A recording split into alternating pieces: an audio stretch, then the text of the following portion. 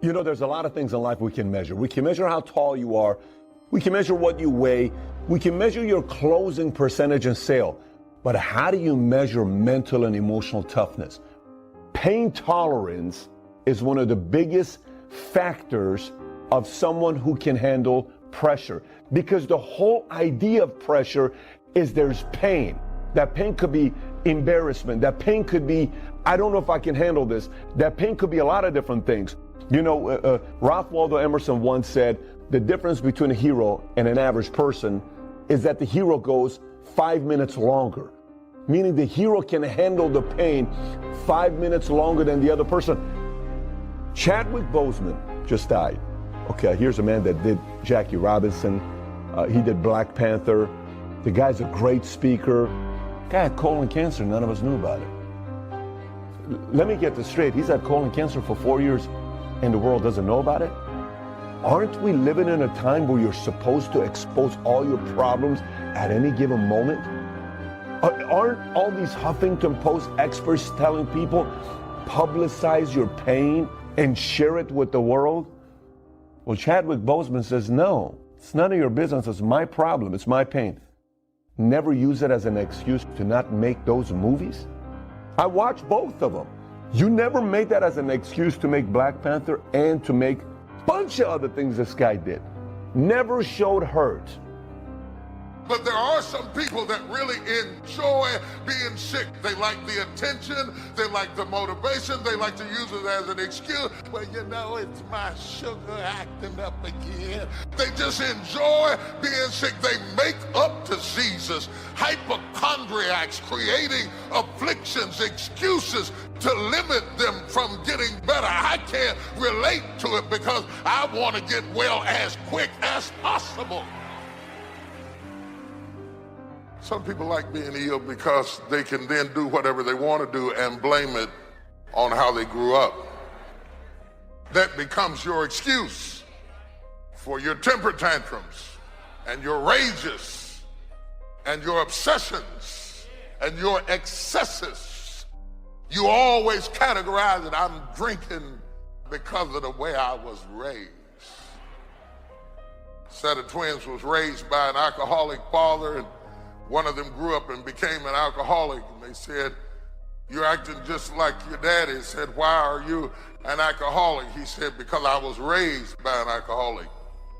The other twin never touched a drink in his life. They said, why are you not drinking? He said, because I was raised by an alcoholic.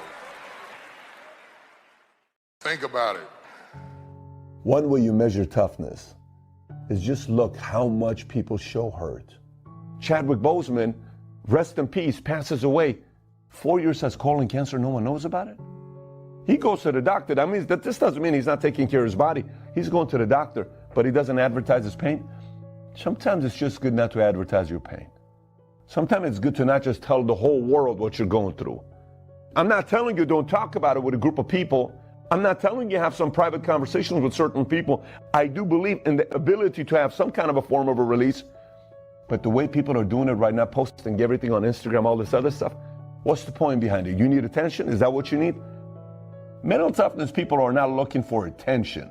Mental toughness people are trying to get results. A big difference. You know, life is going to test you every freaking day. You could have 1 week, the best week of your life. Next week, something dramatic happens. I don't know why life works this way. It just does. You could have 1 week, everything goes bad. Next week, everything goes good and great. That's how life is. You're getting tested. So sometimes when you're in it and you're going through challenging times, here's what you think. You think in the moment you are the only person that's going through it.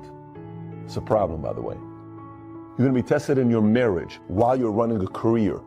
You're going to be tested with your family, with somebody passing away, while you're chasing your dreams. Arnold was going to win Mr. Universe. The day before, a few days before his father dies, he tells his mom, I can't make it to the funeral because my dad, if he's watching over me, he wants me to pursue my dreams. I'm going to win Mr. Universe. He goes wins Mr. Universe, and the rest is history. This doesn't mean he doesn't love his dad. This means he's got a spiritual relationship with his dad to say, I don't know what I do in this moment here. He goes, he wins, Weeder figures him out, becomes Mr. Olympia, you know, governor, all these other things that he does. In those moments, of the decisions we make when we're getting tested and you feel like you're by yourself, those are moments where you're measuring your toughness. Those are moments where you're being tested constantly. Again, there's not a method to say you're 93% tough, you're 71% tough. We can't do that. The only way we can measure toughness at the end of the day is with the results that you end up getting. You ever hear people calling someone soft? Oh, he's soft. Oh, she's so soft. What is soft? I'm asking you, what is soft? You've heard that before. Oh, he's soft. He's a soft player. He's soft in business. How do you define soft? Soft is someone that doesn't have a backbone. Soft is someone when they're cornered and push comes to shove, they quit. Soft is someone that claims their values, but then when it comes down to tough things happen in their lives, they compromise their values. Soft is somebody that declares their intentions. Here's what I'm going to do, world. But then when it gets tough, they say, no, I'm going to quit and take the easy way out. That's how you define soft. Call anybody anything but soft.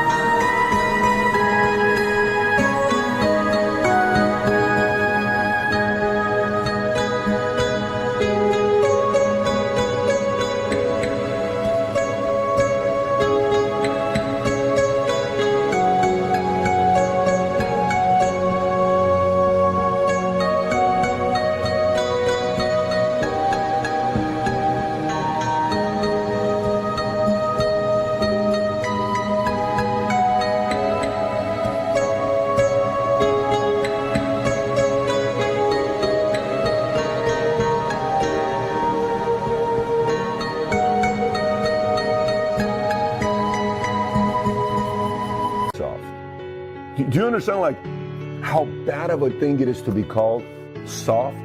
But a lot of people are soft. I have them in my business. I see them in my industry.